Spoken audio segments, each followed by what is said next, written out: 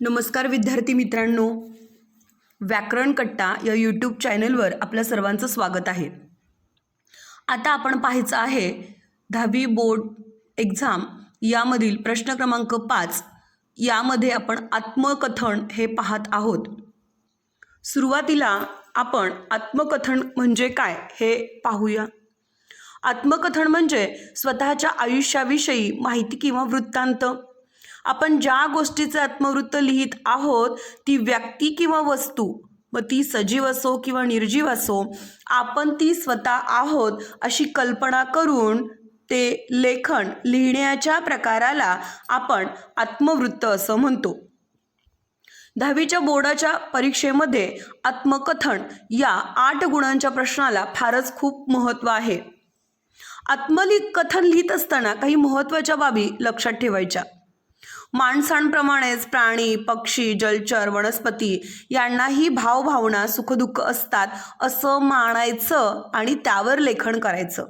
म्हणजेच तुमचं जे लेखन केलं जातं त्या आत्मकथनामध्ये परीक्षक काय तपासतात तर तुम्ही त्या वस्तूशी, त्या निर्जीव वस्तूशी तुम्ही तादात्म्य पावला आहात का, खरंच तुम्ही ती वस्तू आहात आणि बोलतात आणि तुमचे मतं, तुमचे विचार मांडतात का. अस्तित्वात नसलेलं पण अस्तित्व आहे असं समजून पुढच्या व्यक्तीला जेव्हा आपण समजून सांगतो तेव्हा ते आत्मकथन होतं. आत्मकथनाचे विषय विविध आहेत, त्यांचे अनुभव आपण काही व्हिडिओमध्ये घेणार आहोत. तर सर्वात प्रथम आज मी आरसा बोलतोय, मार्च 2018 साली आलेला हा प्रश्न आहे आणि तोच मी तुमच्यासाठी इथं सादर करत आहे. मी आरसा बोलतोय. बघा बाळांनो, आता यामध्ये लिहित असताना नेमके मुद्दे काय येणार आहेत ते पुढील प्रमाणे तुम्ही मांडायचे. मी आरसा, बिंबाचे हुबेहूब प्रतिबिंब दर्शवणं हे माझं काम. शतके हेच तर काम करत आलोय मी. माणूस भटके जीवन जगत होता तेव्हा कळत न कळत त्याच्याकडून वाळू, चुनखडी यांचे मिश्रण बनवले गेले आणि ते तापवले गेले आणि थंड झालं तेव्हा काच बनली. ही काचेची निर्मिती माझ्या जन्माच्या दृष्टीने अत्यंत महत्त्वाची आहे. अपारदर्शक पृष्ठभागावर माझी उभारणी केली गेली आणि त्यात बिंबाचे प्रतिबिंब उमटू लागले आणि माझ्या रचनेत सुधारणा होत गेल्या. अधिक कणखरपणा आणण्याचा प्रयत्न केला गेला, अधिक चमकदार स्वरूप बनवण्याचा प्रयत्न केला गेला. सुंदर कलाकुसर करून माझे सौंदर्य वाढवण्यात येऊ लागले. माणूस सुरुवातीला संथ पाण्यात स्वतःचे प्रतिबिंब पाहत असे, आता त्यासाठी माझा उपयोग करू लागला. कालांतराने मी माणसांच्या दैनंदिन कामासाठी उपयोगी पडू लागलो. मग दंतवैद्य असो किंवा शल्यचिकित्सक किंवा शल्यकर्मी यांच्यासाठी तर मी अत्यंत आवश्यक ठरलो. आरशातून प्रतिमा घेऊन दुर्बिणीद्वारे शस्त्रक्रिया करण्यात वैद्यकशास्त्राने सुद्धा खूपच प्रगती केलेली आहे. माझ्याकडे बघण्याचा प्रत्येकाचा दृष्टिकोन वेगळा आहे. गरजेपुरता माझा उपयोग करून नंतर मला पूर्णतः दुर्लक्षित करणारे अनेक जण आहेत. माझी स्वच्छता राखली तर तुमचे प्रतिबिंब सुस्पष्ट दिसते. मी धूसर आणि धुळकट राहिलो तर तुमचेही प्रतिबिंब त्याचप्रमाणे धूसर आणि अस्पष्ट दिसते.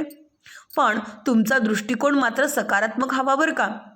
पूर्वी राजे आणि राणे त्यांच्या महालांमध्ये उत्तम सजावटीसाठी माझा कलात्मक उपयोग करून घेत असत.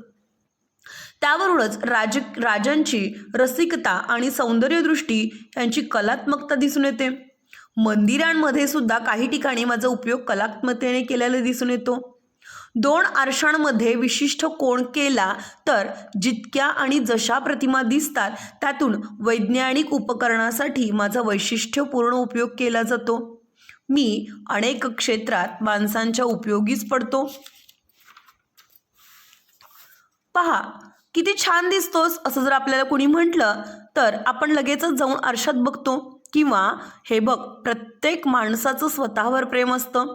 मग इतरांपेक्षा वेगळं दिसणं म्हणून प्रत्येकजण कितीतरी वेळा आरशामध्ये उभा राहतो किंवा आरशासमोर पाहत असतो. ही कृती किंवा केलेली नवीनच कृती नव्हे बरं का. प्रत्येकाने स्वतःला चांगलं दिसण्यासाठी किंवा चांगलं दाखवण्यासाठी नेहमीच प्रयत्न केले. म्हणूनच माणूस हा सर्व प्राण्यांचा राजा, पृथ्वीचा राजा बनला. पराक्रमी माणसाने आपल्या प्रत्येक पराक्रमानंतर आरशात स्वतःला पाहिले असणारच की. पाहता पाहता मुठी आवळून उंचावून माझा विजय असो असं मोठमोठ्याने मनातल्या मनात घोषणाही दिल्या असतील, स्वतःचा जय जयकार केला असणारच. हे लक्षात ठेवा. तुमच्या मनातल्या या प्रेरणेचा निर्माता सुद्धा मीच आहे. तुमची इच्छाशक्ती अखंड करण्यासाठी मीच तर तुम्हाला पुढं नेतो. मीच तुमची प्रगती घडवून आणतो. आठवते का रे, जत्रेत आपली भेट झाली होती. किती विविध रंगात मी त्या आरसे महालात अवतरलो होतो. तू नुसताच माझ्याकडं पाहत होतास. तुझ्यात किती प्रतिमा पाहायला मिळाल्या. गोल गरगरीत, हडकुळी, एकदम बारीक अशा कितीतरी प्रतिमा त्या यात्रेमध्ये मी त्या आरशामध्ये बघितल्या. आणि एका आरशातले प्रतिबिंब तर आठवते, डोकं मोठं आणि बाकी देह खूपच छोटा. काय गंमत आहे ना आरशांची. लक्षात ठेवा, ही माझी रूपं केवळ विनोद निर्माण करण्यासाठी निर्माण झाली नाहीत. ड्रायव्हरला पाठीमागून येणाऱ्या गाड्या दाखवण्यासाठी मिस्तर गाडीच्या कडेवर बसतो. वेगवेगळी भिंगे ही माझीच रूपं आहेत. प्रयोगशाळेतल्या सूक्ष्मदर्शिकेपासून ते अवकाशातल्या ग्रहगोलांचे निरीक्षण करण्यासाठी दुर्बिणीपर्यंत सर्वत्र मीच असतो. घरात, दारात, कपड्यांवर, दुकानात, रस्त्यांवर, गाड्यांमध्ये, जत्र्यांमध्ये, जिकडं तिकडं तर मीच असतो. पण लक्षात ठेव, मी कधी स्वतःच्या मिजाशीत राहिलो नाही. पाणी पिण्यासाठी माणूस प्रथम नदीत वाकला, तेव्हा त्याला स्वतःचं प्रतिबिंब दिसलं, स्वतःचं दर्शन घडलं आणि तेव्हापासून मी त्यांच्यासोबत आहे. मी स्वतःला बाजूस ठेवत माणसाला मदत केली. तू सुद्धा अशीच मदत करत राहा. पहा, तूही मोठा होशील.